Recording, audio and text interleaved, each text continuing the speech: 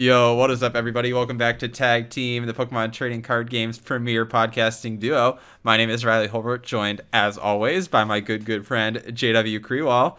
JW, how's it going today? It's going pretty well, Riley. How are you doing tonight? I am doing well. I'm coming hot off a really long nap that I did not intend to take, but, we're Uh-huh. feeling fresh, we're feeling rested, we're feeling like we're not going to be able to sleep tonight, and we're here. Yeah. I'm with you, man. Whenever I take a nap, it's always like way too long, and then I just can't go to sleep. I've been struggling recently with sleeping. I don't know what's been I've been happening, but struggling like with sleeping for a while. I think it has something to do with just like being home and like not eating all day or something. I don't know. my kind of thoughts are like racing now at night, and I can't like I'm always thinking about like I don't know, video, or I'm thinking about my coding stuff, or I'm just like thinking about things to do. Like and maybe it's just that I'm excited to like do things. Because when I Yeah. wake up, I'm feeling like this creative energy that I haven't felt in a long time. So I just been over the last like couple weeks just really having a hard time getting to sleep because I'm like, oh, I could tinker with this, and what about this idea, and what about this, and trying this, and yeah, all this stuff. Yeah, I mean, I feel you. I guess it's like a good thing to be excited about like what you're going to do the next day, but I don't know. I get so angry. It's like even if I get a good night's sleep, I get really angry when I don't fall asleep when I want to. Sure, Very sure, frustrating. Um, sure. and lately, my customer at work has had a habit of scheduling 7 a.m. meetings because they work on the East Mm, Coast time. mhm. So um, they don't really think about it. They'll schedule like an 8 a.m. meeting for themselves, and they're like, "All right, like, can you Gotcha. come?" And I'm like, I can't really say no. So, Right. so that's been a thing. Have you ever tried like melatonin to get to sleep? No, I haven't tried it yet, but I'm definitely thinking about it. Yeah, it definitely I'm definitely works. thinking You about have to take it like it. Yeah. I don't think it puts you like conks you right away, like some people say. Kind of like have to let it simmer for a little, but it Sure. did work for me.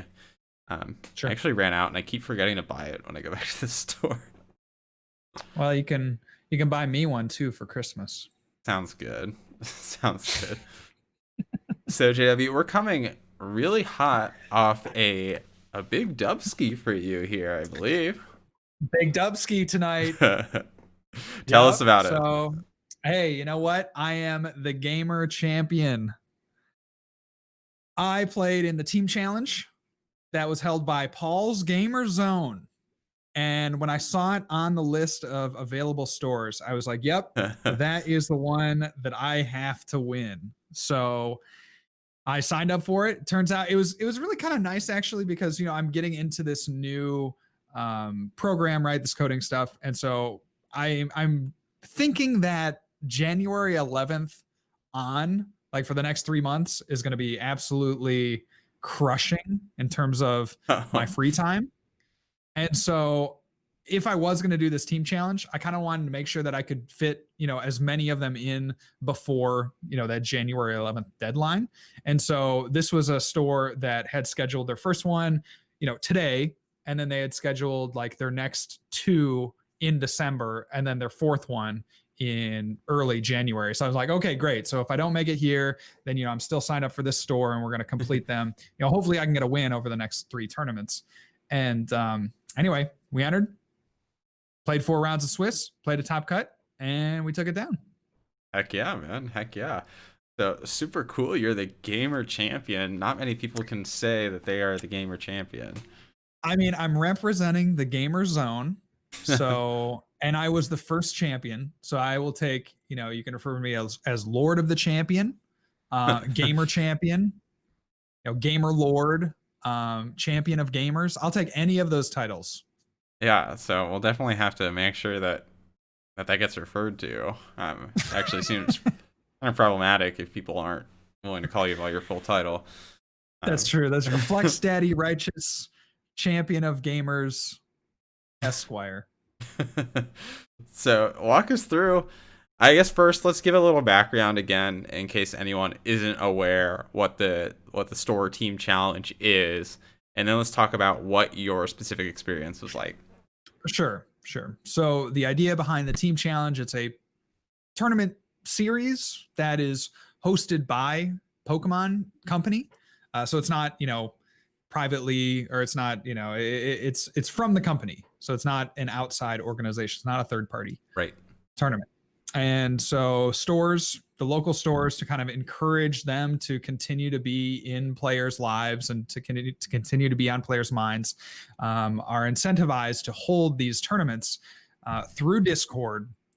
And the winners of each of these tournaments, I would say comparable to like a league challenge, a league cup and a league challenge, maybe a mix of the two, somewhere in between there. And they're incentivized, and then the winner of these tournaments will represent the store in a 4-person kind of bigger tournament, if as it were. I don't quite know how to say the words for it, but they'll represent. So I, along with 3 other people that are yet to be named at these 3 other tournaments for this specific store, will represent this store at a larger tournament. And so I was the first champion of the initial qualifier, which is pretty cool. That is super cool. So standard events obviously lines up pretty well with what Pokemon would expect and do. So what deck did you take, and what did you end up taking down on the way to becoming the gamer champion? Yes, I took Mike Foucher's Pikarom list, just card for card, just ripped it. I was like, you know what? I haven't played a lot of Pikarom in this format.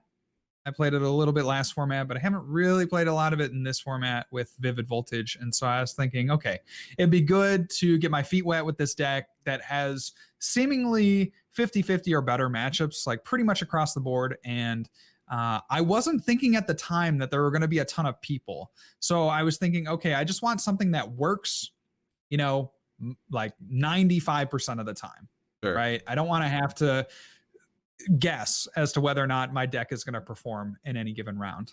And so I was, when I first signed up, it was like me and this other guy. I was like, okay, great. So I probably only have to beat like the locals, so I think that also like kind of favors a deck like Pikarom, right? Where I'm not necessarily trying to metagame against anyone, but I'm just trying to play something that is consistent, that gives me some outs against what my opponents might be playing. And I ended up facing in round 1 an Eternatus that was a really tight game. So basically what happened was they got up 5 prizes. And so it was 6-1 at that point. I had not knocked out anything. I had done 150 damage to an Eternatus with a full blitz, but they immediately knocked out my Pikarom. So it comes down to the one turn. And as most of these games do, come down to that one like pivotal turn.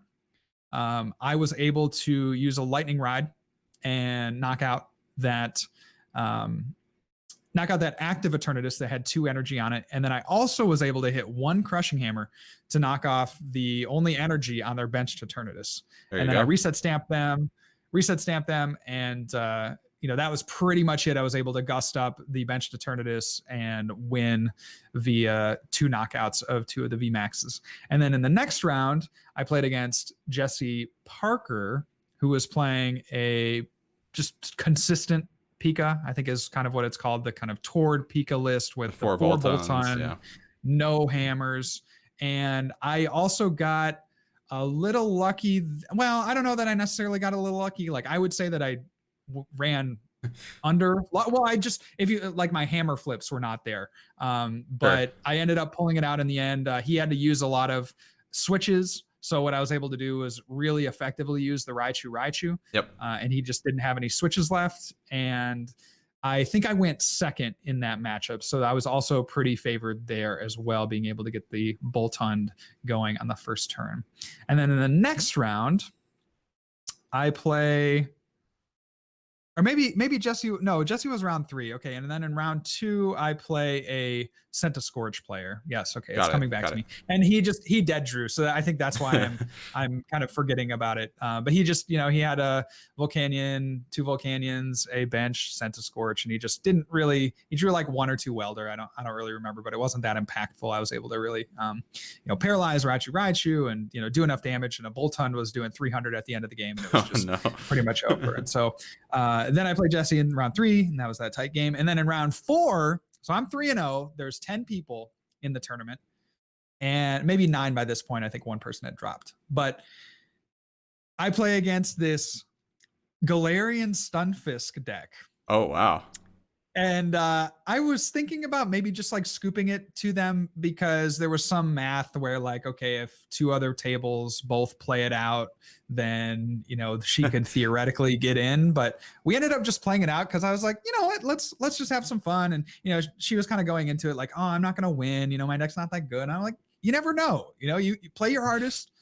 Try your best, and you never know. And so anyway, we got to a point where like I had to make a tag bolt play, but that Wow. left my Pikarom really exposed, of course. Like all my energy is on this Pikarom, and I have to make this play. And she draws into the thing that she needed to kind of counter that, and like she knocks out my Pikarom, and I'm like, okay, well, uh, that's pretty much it because I have no more energy left to one shot these Stunfists, and they're just going to keep doing 100 damage because at that point she had two Galarian Berserkers out doing the boosted damage. It was cool. It was cool. I'd been messing around with the deck like that, just in my own private testing, but it was kind of fun to see it in action. And yeah, got the win. Like, nothing I don't necessarily think I misplayed, but it was fair and square. It was very well played. And then we ended up playing a top cut. Now, I'm not sure if all of the team challenges are supposed to be exactly the same. And I believe it's up to the discretion of each individual TO. However, I'm not sure, and Sure. I hesitate to, speak one way or the other. Like I'm going to say my experience, but I'm hesitant to bring it out to light just because I don't want to get this place in trouble for maybe not running the tournament the way they were supposed to. But we ended up just playing a top 4 and playing a best of 1. So I'm not sure if it was supposed to be best of 3, best of 1. We ended up just playing best of 1, which I'm fine with a tournament like this. Like there's not really any prizes on the line. I suppose the winner would get a play mat or something, but the stakes are very, very low, and people are just having fun on a weekday, right? So they're not trying to be there super late. So I get it. So we play the first round, and I'm up against Owen Robinson. So it was like the bigger players there, Owen Robinson and Rob Stevens of the Heat Factory podcast, were both at the store, and then Jesse Parker, of course, like I mentioned, was at the store. So it was kind of us 4. We were kind of in that contention there for the win. And so I play against Owen. He's playing ADP. Comes down to a crucial turn where he isn't able to find the boss. I have to reset stamp him to 3, and he doesn't find boss, and I win. And that was just really a sigh of relief because I had missed a couple hammer flips, and I was on the back foot pretty much the whole game, but I was able to clutch it out in the end. So that felt really good. And I go into finals. I'm against Jesse again. This is another game that I have rough flips on the hammers and kind of just generally rough draws. But I ended up making it out alive and winning the tournament. So it was a lot of fun. That's awesome. That's awesome. Yeah. So generally positive experience even outside of the win. Would you do something like this again if you I had think to? if I had to. I mean, you never have to, but I think I would. It was pretty fun. I like competing for something more than like packs, I guess, because there is like this secondary element to this whole team challenge where there's bigger prizes on the line. I mean, Yeah. and there's some kind of clout on the line, at least from like on a company level. And so, yeah, it was pretty cool to be able to play and be able to win. And I had a really good time. I would caution people to, just think hard about which store they choose, because I could see it being very tough during, if somebody is a TO at a store and they're like, oh yes, I want to run this challenge, but they don't necessarily know how to run a tournament. Because we kind of had that. It was just maybe a little more inexperienced judge. I think they did fine overall, like particularly, I think this was like one of their first tournaments, certainly one of their first online tournaments. Yeah. And that interface is a little bit funky on Arcanine Labs, but they did a really nice job, generally speaking. We were, I would say, about 30 minutes late, which would be my only gripe. And I could see, someone that has maybe even less experience, that could, the round timers in between, it could just take a long time.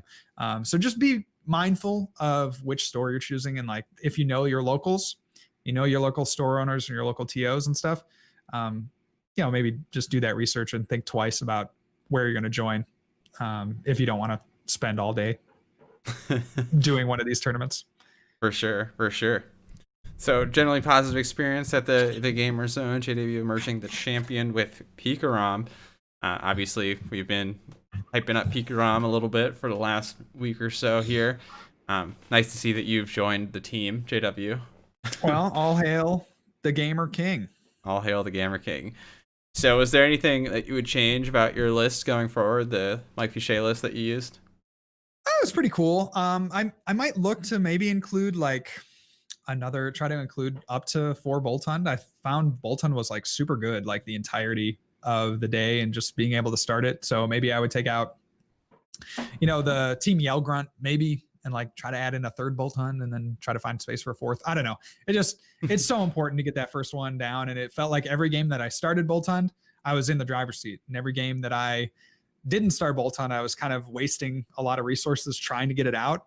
And sometimes it just didn't work. So I feel like increasing the chances of starting it, is just going to help you in the long run with that deck. Yeah, absolutely. So, and I kind of agree. I mean, we saw those first Pikarom lists back in the last format where the first iterations of those started with 1 Boltund. Yeah. And then 2 Boltund became really the standard pretty quickly after that. But still, I think the evolution around Boltund in particular has been really interesting. Where does it fit into the deck? How many should you play? And I agree with you. It fits in at pretty much every stage of the game. You obviously want an early game, but having the threat of it throughout the game, I think, is really important in some matchups as well. Because there are times with the Boltund where it's like it really doesn't make sense to play it down on your field early because you're using those bench spots for your Crobat or your Dedenne, but you do want to make sure you have one for the late game. And there are just those times where it gets kind of awkward where you're trying to manage your bench and you only have the 2 Boltund, so maybe you start the first Boltund and then you're deciding whether or not to discard the second one, and those are tough decisions sometimes. For sure. So I'd also like to get some thoughts, and obviously this can be more of a discussion. How would you typically prepare for a tournament like this? I think a lot of these team challenges are likely going to be somewhat small, with probably a mixture of like known and unknown factors in terms of players in the contention for each individual store. What is your approach when going into events like this? Do you prefer to generally play just a consistent deck? Would you have played maybe a more risky choice if you had a better sense of the players that would be going into this and their preferences? What kind of thoughts do you have when you prep for an event like this? Yeah, it's so small that I just feel like I just generally want to have a chance against anything. But I think for an event this small, I don't think it's necessarily a bad idea to try to like metagame to a point that you're going to take all these auto wins if the format shifts a certain way. So like for this format, I think if I had brought something like Decidueye, I pretty much think that I would have swept like easily. I guess maybe, there was the ADP that played an Aegislash, but there are a lot of Pikarom decks. Eternatus was big. They're just probably I would have had an auto win against 7 out of the 9 other players. So I didn't have much of an idea of what the format was going to be like. When I signed up, there were, like I said, only 2 people, me and one other person. So at that point, you just kind of have to be ready for anything. But I did like playing the Pikarom list that was kind of a little more run hot. I was between, I knew I wanted to play a lightning based deck. And so I was kind of between the Mewtwo list of lightning and Pikarom. And I kind of felt like, hey, my kind of hard metagame call would just be how much I could flip heads on Crushing Hammer. And that would kind of be the determining factor. Yeah. It ended up actually not being the determining factor in the end. Like I actually overcame, I think I hit on the day something like 4 out of, 15 Crushing Hammer. So I was like well below kind of the average that you would expect. So it didn't end up mattering all that much, but I was kind of thinking, okay, well, if I can go positive on my Crushing Hammers and still play this consistent deck, then I probably have a pretty good shot at taking the tournament down. So I For don't sure. know. I don't know that that necessarily answers the question. I think there are a lot of different theories of how you could approach kind of a blind metagame in a very compact way. I generally like to go for that, consistent, give me a chance in every single matchup, but I could certainly like see people just taking a deck like Colossal, right? That has, a lot of these auto win matchups or close to auto win matchups, but struggling against a lot of others. Could certainly see something like that happening. Yeah, I almost want to err on the side of being relatively safe at these very small events because Mhm. you're more likely to hit the random person. Even if you get every person but one right, you're more Yeah. likely to hit that one person Yeah. in a Yeah, small that's event. that's super fair. I don't know, it's kind of weird, right? Because you have four chances theoretically. If you're able to make it, right? Or if you're able to make every tournament, you have four chances. And then presumably the pool gets a little bit smaller each time, right? Because one person wins, and then that's one person less in that group, right? Yeah, So um, you know, there's the thought, maybe that you could, you could start to metagame by, learn. yeah, Yeah, start to learn as you're playing. So maybe you and go that's safe fair. to start, and then Yeah, and then harder counter at the end. yeah. I think that's ultimately what I would lean towards because you need to get a sense of what the player base is looking like. Um, Mhm. and then of course, like if your metagame's just full of I don't know, like flexible players who just play a lot of different stuff, that's like, high tier in the meta can also be difficult. Um, but I Yeah, guess in that case, the meta choice, based on the player pool, is to play another like flexible deck that can respond to changes quickly. yeah, Um, so um, I think I'm overall agreeing with you, and I think that applies generally to like local tournaments. Is play safe, get your feet wet at first, and then as you start to get a better sense, you can have a better idea of what you need to bring. Like if your locals always has the one guy who succeeds really well with one particular archetype, maybe you bring the tech card for the day. I mean that's sure. pretty common. You see people do that kind of stuff all the time. A certain person walks in the room and people pull out their deck box of tech cards and put the one in their deck. I've certainly had that happen before. Yeah. Yeah, absolutely. Well, Yeah. that's super cool, man. I'm glad that you found success. I'm glad that you're the champ, and I'm glad it was with Pikarom. Oh, that's right. That's right. Now So you next, Riley. You for next. sure, for sure. So next up, I want to talk really quickly through our card of the day before we talk about some other upcoming opportunities to flex your Pokemon skills and what we might consider for those. Um, And so the card of the day this week, um, I was talking to my friend recently, and one of the parts I really don't like about winter is how dark it gets so quickly.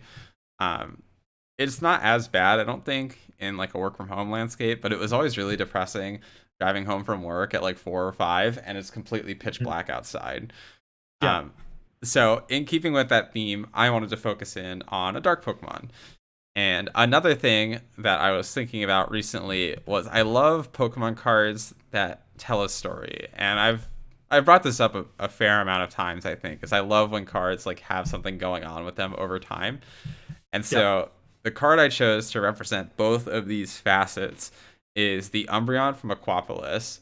So for the unfamiliar, the Umbreon from Aquapolis is sitting on like a I don't know if it's like a church or some other like series of like Greco-Roman kind of buildings. But it's in this like cityscape and sitting on a rooftop. And there's also an Eevee that has like a similar locale in the background. And what's cool is this Umbreon is actually referenced very recently in another card you may be familiar with. So the Umbreon from Aquapolis is actually the same Umbreon that is in, and this is like confirmed by the artist, the same Umbreon in Umbreon and Darkrai Tag Team GX. And if you pay attention, you Ah. can actually see like the rooftop is there. And it's in actually all of the different like alternate arts for Umbreon and Darkrai like show that rooftop in different angles. So I love that. I love that kind of stuff. I love when cards have like a theme that carries on with them. Like another good example of that is like the Abra and the Elohim Yep. being on the same like spire. Um, Mhm. so I just think that's super cool. The Umbreon itself is also just like a really cool card. It's really pretty. Um, I mean, when I think of like those early dark Pokemon cards, I think of the Sneasel and I think of the Umbreon. Sure, Are like the two standouts in my mind. So sure. love this card. Umbreon, obviously like a fan favorite. Everyone points to shiny Umbreon as like their favorite shiny, which I think is a little stereotypical, but I mean, it does You're look a super hater, bro. cool. You're a hater. It does look super cool. The evolutions rock.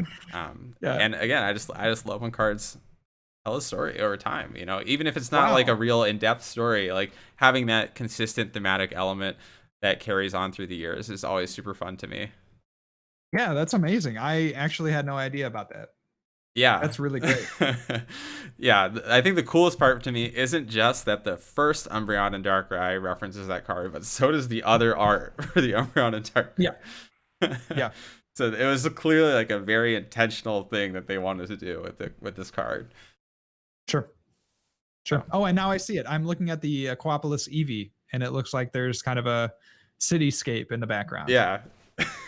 That's that's really cool. It's this one Eevee that's been with us for so many years. Yep, very cool. So shout out to Umbreon from Aquapolis, and shout out to I should have looked up the name, the artist for these sets of cards, who did such a good job like carrying on that theme. Yeah, let me find it. I was just on. Oh, I went too far. Oh I could man. probably find it. I think I have the card open. Ah, jeez. Maybe I don't. Here we go. Here you go. Mitsuhiro Arita, who I think has actually done quite a bit of art for the Pokemon trading card game. That's definitely something that you see a lot of these artists come back, and it's been fun through these card of the days to kind of explore and look at the art in a new way as what it is, art. I mean, all these pieces are just that. Like, people put a lot of time and thought into the artwork behind these cards, and it's really cool to explore that every week. Yeah, just looking at his repertoire, Mitsuhiro has an incredible amount of cards under his belt. He was at Dallas Regionals, I believe, signing cards. Oh yeah, isn't he the one who signed Otto's Charizard? Yeah, I believe so. Yeah, he's based that Charizard guy. Yeah, yeah, he's very. I guess probably This the guy's most an famous. icon, yeah. You know, He's a king. I thought he signed a different Charizard for Otto. perhaps. But still super cool. Yeah, base set 4. Um, also made Charizard in Braction. Very cool. Which makes That's sense great. because I guess the Charizard in that card actually has like the base set Charizard pose. It's kind of that. There's another one of those right. things, man. I think this guy likes the same thing I do with like carrying on the themes through the years. It's kind of like little Easter eggs. Yeah, I mean he's been doing this for so long, right? So that's probably like his way of like leaving a little stamp of his work on the game. Sure. Anyway, we could probably go on forever about Mitsuhiro and his awesome cards. So, we'll move on then to our next topic today, which is going to be some other upcoming opportunities to flex your skills in the Pokemon trading card game. Yeah. Yeah. So The first thing coming up here, of course, is the next Full Grip Online Series, tournament number 7, and that will be in the expanded format. yeah, expanded format getting unleashed after a new wave of bans. We talked about the bans already and how really it was a long time coming for Shaman. I think that was really something we had pointed to for a while now, but super cool to see it actually executed on. JW, do you have any preliminary thoughts on the expanded format? I know you said you haven't had too much time to test it. Do you have any like gut feels for things you might consider? I feel like Pikarom would be a great call in the expanded format. I mean, you just get back a lot of the tools that you lost. Power. Yeah, the power exactly grows for sure. Yeah, something like that. You know, we were talking a little bit about Lost March, maybe. I think Rowlet and Alolan Executor still is probably even better now with the bans. Weren't we talking about Mad Party? I don't think we were talking about Lost March. Oh, sorry, I meant Mad Party. But They're I all the mean, same. I'm down to talk about Lost March, I guess. Potato. But those would be some of the things. I could also see maybe like a stall based deck. I mean, there's just always going to be some kind of stall archetype. So if you really put a lot of time into the expanded format, then you can find a reasonable stall deck that you could play. So Yeah, I mean, if you think about it, the doll stall deck really didn't lose a lot. You obviously lost yeah, the Oranguru, which hurts. But you still have access to Bunnelby, and the Bunnelby yeah, is still a good card. Like, it gives you a mill option as well. yeah. So The Bunnelby is like pretty close to being just as good. And then I mean, you could also play Excadrill too, right? yeah, So and that gets back one more card. So at the think of the price of evolving, possibilities. at the price of evolving.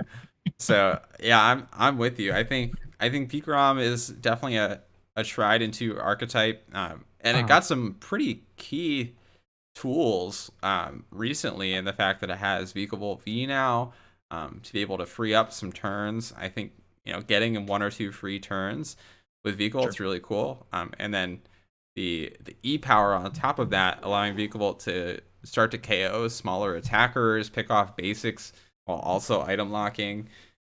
Really, really good. Yeah, Sure. you can't deny that. I mean, Seismitoad has been an expanded staple for years, and it's been using Hypnotoxic Laser to boost the damage output. Vikavolt already is basically the Seismitoad with the laser, and then you get the additional like Electro powers that stack on top of that. So Right. Right. super cool, obviously. But then, of course, getting the Electro power back is huge. I mean, think about how ridiculous Pikarom would be if it had access to Electro power right now. Um, It'd be insane for sure. so, uh, obviously, getting Electro power back is huge. Thunder Mountain as well. Probably not as big of a deal as some of these other cards, but really nice to have access to. Mhm. And I think one of the things that Pikarom gets for it right now is you can build a deck in a way to deal with most anything. Um, so another semi-large archetype is going to be that um, Alolan Executor, Vileplume kind of deck, and Decidueye, or sorry, the Pikarom deck can pretty easily like tech in a Jolteon or something, a Jolteon GX, if it really is Yeah, worried about or like basic an blocking. Electros, Yeah, or an something like that. Electros. There's plenty of options available to you. So, I mean, Yeah. try and true archetype in both formats for sure. Um, Yeah. some other decks that I was considering, I think really that control archetype sticks out to me. I think control really didn't suffer that much from the ban list, maybe as much as Pokemon intended to. Um, Sure. Bunnelby is a great option. And honestly, I feel like people don't ever respect the mill part of Bunnelby when they play against a control deck. I feel like all the time people will get hit by that mill 2 at the end of the game when they're like mapping out their route to win. Yeah, yeah, for sure. And of For course, we've sure. talked so many times about having 8 dolls just seems absurd, and they still do. So glory Yeah. be unto the dolls. Many doll fills the For bench. I think the only real inhibitory factor for control is just that the tropical beach is so difficult to get a hold of. So Well, yeah. I mean, and you maybe arguably don't even need it, right? You could play with Snorlax, of course. There have been some Gormandise. decks recently that have been playing, some stall decks that are playing Snorlax. So you maybe don't even need the beach. You maybe don't even necessarily need the dolls. There are just so many more kind of disruption options in the expanded format. So yeah, we like these kind of stall mill archetypes, and Pikarom obviously is going to be a good choice. And then you look at something like Rowling Alolan Executor, near and dear to my heart, and then maybe even something like the Garchomp Giratina GX as being something that people have played to pretty good success recently.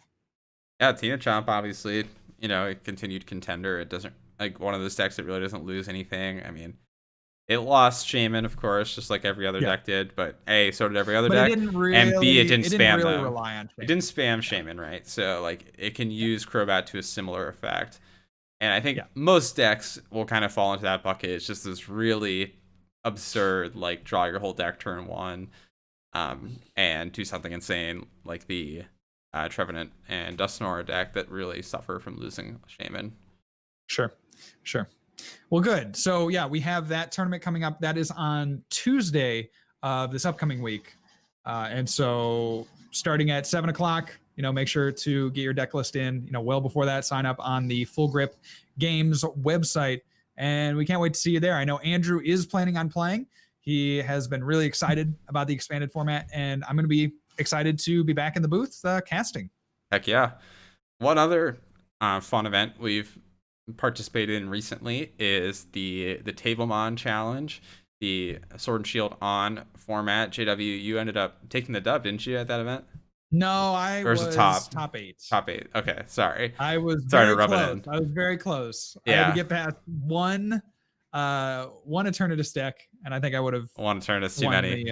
Won the tournament. Yeah, but so talk us through how that went. I mean, I don't want to focus so much on like the post rotation element of it, but more so like, what kind of archetypes were succeeding? What deck did you play, and how'd it go? Sure. So I had a video on YouTube if you want a little bit more in-depth explanation of kind of my matchups. And if you want to see the matchups, I would kind of point you over to the YouTube channel. I played Dragapult, and surprisingly, I kind of actually thought that Dragapult would be like one of the major archetypes, one of the top 5 most played. I was the only Dragapult player in the entire tournament, which I thought was absurd, because I was thinking going in, I was like, okay, obviously Zacian is going to be big, right? That's just pretty much an established archetype, and doesn't really need anything. And I think a lot of players will just kind of default to it for safety. We lose a lot of draw in the post-rotation format, so being able to play 4 Zacian in your deck just seems like you're going to take a free dub, every 3 or 4 rounds, right? Because your opponent's not going to set up. You get a Zacian, and then you can just swing 230 from then on. So that was the most played deck. And then I was thinking, okay, Eternatus, another deck that you can pretty much port right over from this current format into, post-rotation format. Of course, Sword and Shield on, there were only 4 sets, but, you just literally just rip a list, and for the most part, you can play exactly what the Eternatus deck. So I was like, okay, those 2 seem like the big 2. And then what's number 3? And I was honestly thinking like, okay, Dragapult seems like that kind of third in the trio, right? Because if you play Dragapult, you generally have a pretty decent matchup against Zacian based decks. I wouldn't say it's like overwhelmingly favorable, but you can navigate that matchup. And then against Eternatus, if you can flip on the right side of variance, like you can Crushing Hammer your way to a win there as well, or Clefable your way to a win there as well. So I was thinking, okay, that seems like the triad with, Zacian being the most played, Eternatus being, second, which it was. That was the order of most played decks. And then I was thinking, okay, Dragapult's going to be third, but I'm going to slot in with the Dragapult players. I don't know if that's correct. Oh, really? Yeah. I don't believe that Inteleon was that well represented. I actually think there were more Frostmoth decks than Inteleon. Well, yeah, Frostmoth. Or no, more Lapras decks. Sure. Yeah, no. But like Frostmoth, I think Frostmoth would be like the third deck is over Dragapult would be like my initial take. Yeah, no, it wasn't that way. I'm gonna pull up the stats here. Obviously, you guys can follow along on the Limitless site, but it was it was really interesting to see kind of that there were no other Dragapult when I thought it was going to be a big deal. So I ended up playing. I think the number 3 most played deck, I'll go ahead and check it in a second, but I think the number 3 most played deck was Colossal, actually. There you go. I guess to counter the Eternatus.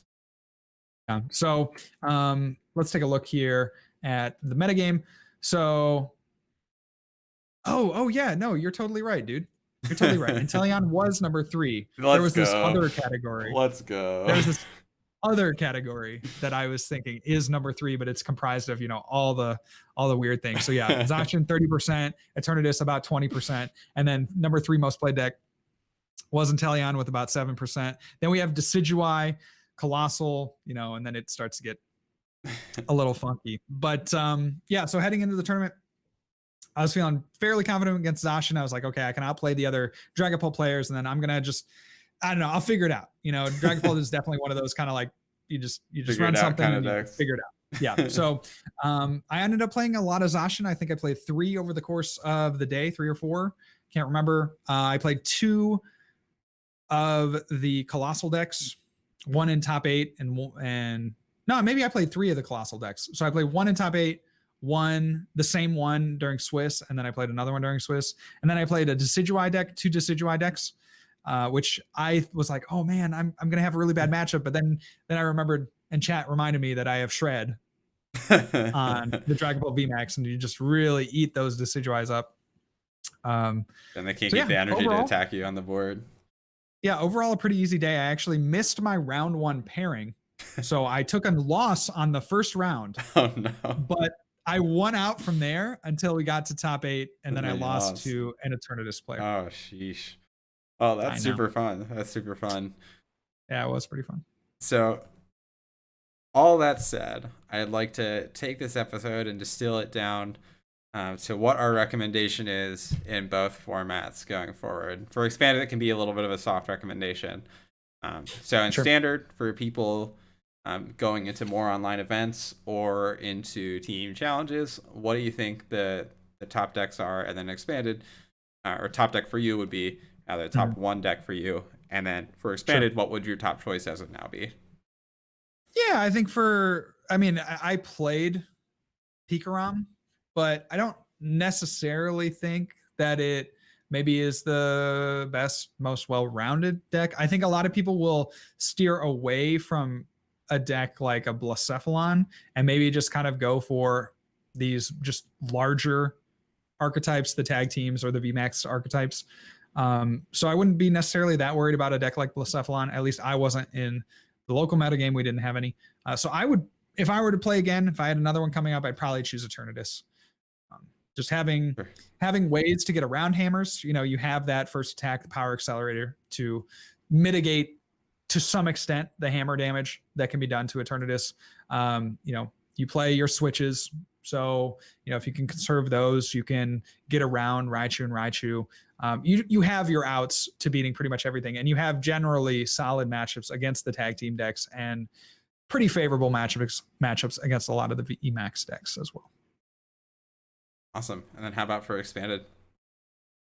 For expanded, I just haven't put enough time into it. So I don't want to give like a bad recommendation. Sure. I would say what would you start testing with? What would you start testing with? Let's do that. Well, instead. I mean, like the stakes are so low for a lot of these online tournaments and if you've never played these kinds of decks before, like play a stall deck, like play a mill stall archetype, rip one of Sanders' creations off of Limitless and just like play that, because again, the stakes are so low. Like it's not like you're trying to go to a regionals and trying to figure that out.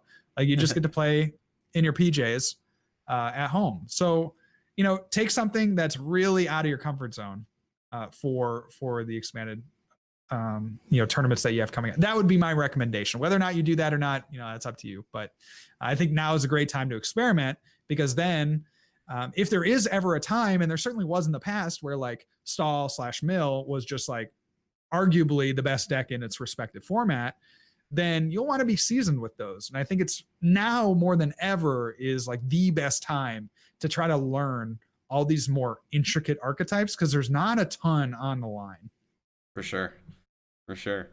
And you already know, for me, it's Pikarom both times, baby. Let's go. You set yourself up for that one. Oh yeah. Let's go. Bada bing, bada boom. Firing off full blitzes left and right. It's so funny because I was a huge Pikarom stan when the first card literally first came out, and then I never played it at all. And now I'm all about the ROM. I really loved Pika Pads. That was my favorite iteration. Pika Pad. I despised. Really, you hated Pika Pads? Yeah, I thought it was awful. I had one of my favorite finals in a League Cup ever with Pika Pads against another Pika Pads player. It was Owen Robinson, and he like flipped. He had like 4 Pika pads in hand. What are they? Order pads. He had like 3 or 4 order pads, and he just needed to hit 1 to get like the last E-power or whatever, and he whiffed. It was like, yes. I definitely felt Arceus on my side that day. Very nice. So let's open it up from there then to the chat. If you're watching right now and you have any questions, feel free to drop those. Friendly reminder, if you're listening on a podcast casting platform or on YouTube, that we do stream this live every week on twitch.tv/Munner. So if you're interested in participating or getting to see what it's like from a live perspective, definitely feel free to hop in.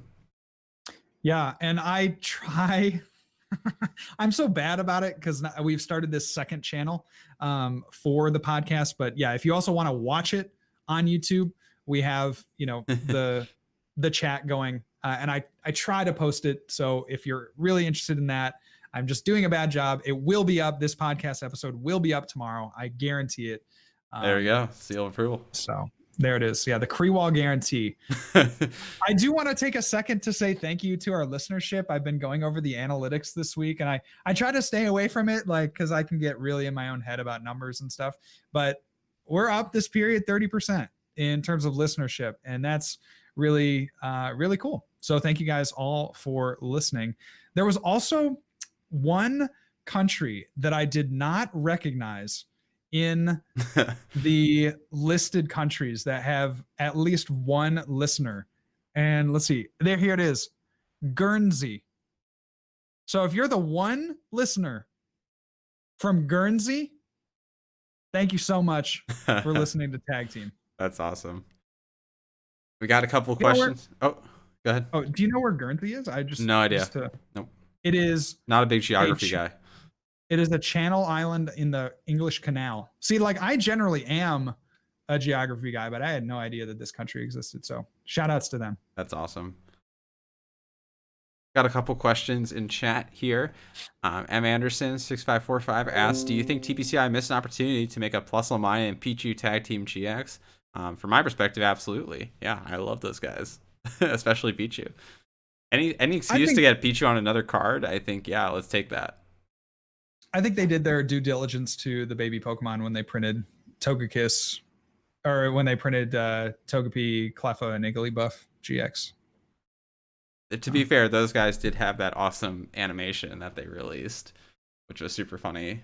I don't know if you saw that, the one with the Salamence and the Dragapult. Oh, maybe I didn't. Oh yeah, no, you should send it to me. Yeah, they tweeted it out at some point. It was like a Salamence, a Dragapult, and a Haxorus are like running in fear from these gigantic fairy baby Pokemon. That's so epic. Very funny. Got another question in chat here from PD0412. Do you think Colossal VMAX with Rotom is a top tier deck? Been having a lot of success with it recently. And of course, Colossal coming off a win here at that 190 person Chill TCG event. So, JW, I think you might have a little more direct experience with that deck than me. What are your thoughts on that? Well, I think Colossal is really a product of a good metagame. So you're gonna thrive in this metagame. You weren't thriving necessarily at the beginning of the format, of this Vivid Voltage format, because people were off of Fighting Week decks in order to compensate for potential Colossal. Now that we're swinging back, people are playing the Peak ROMs, they're playing in high counts the Eternatus. So like this, if you're ever going to play Colossal, it's probably now. You're looking at these top cuts where it's like 3 Peak ROMs, 2 Eternatus, and like this is it.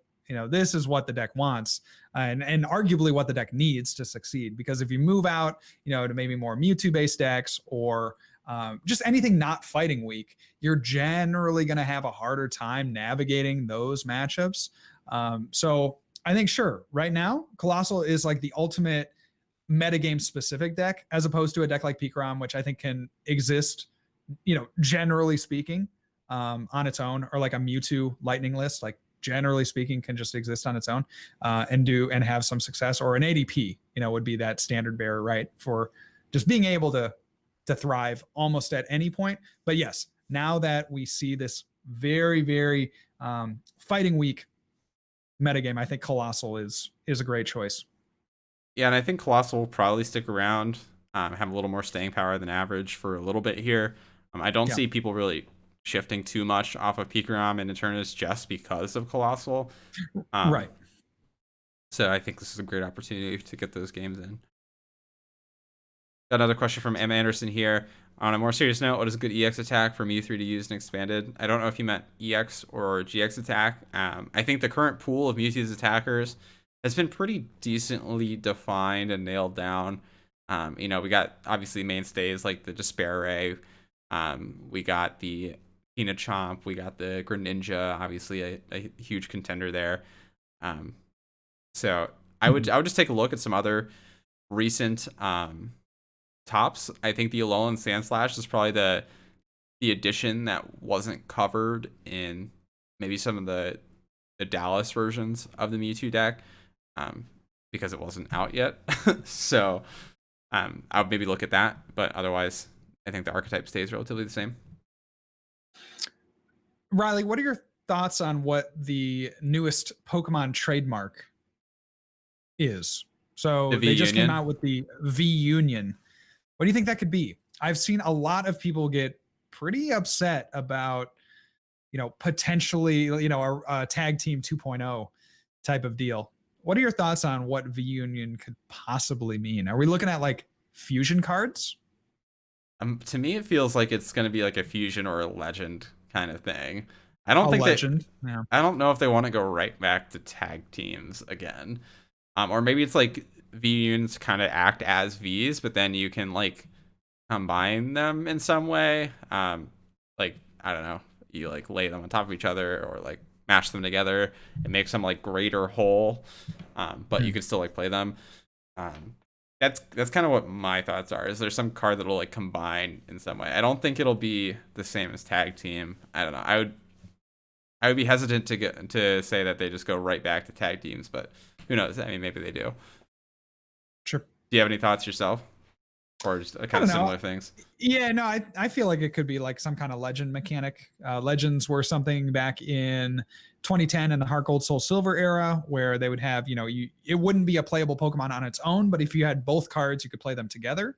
So maybe it's something, part one and part two, Union, play them both down to form Yeah, some kind of V or V Max Pokemon. And I think that really does make a lot of sense in terms of like the size of these Pokemon. Like if you look back at the legends, yeah, they were just absolutely. that, the legendary Pokemon, right? So they're like, supposed to be kind of this larger than life Pokemon that comes into play. And so VMAX, I thought, coming into the VMAX setting, like that they were going to do some kind of, basic Pokemon card and maybe have some attachment like a break or something, to make the Pokemon card itself, like the art, like bigger or something, do something like that. And I think V Union, yeah, if I had to guess, if you forced me to guess, it'd probably be something akin to a legend type piece, Awesome.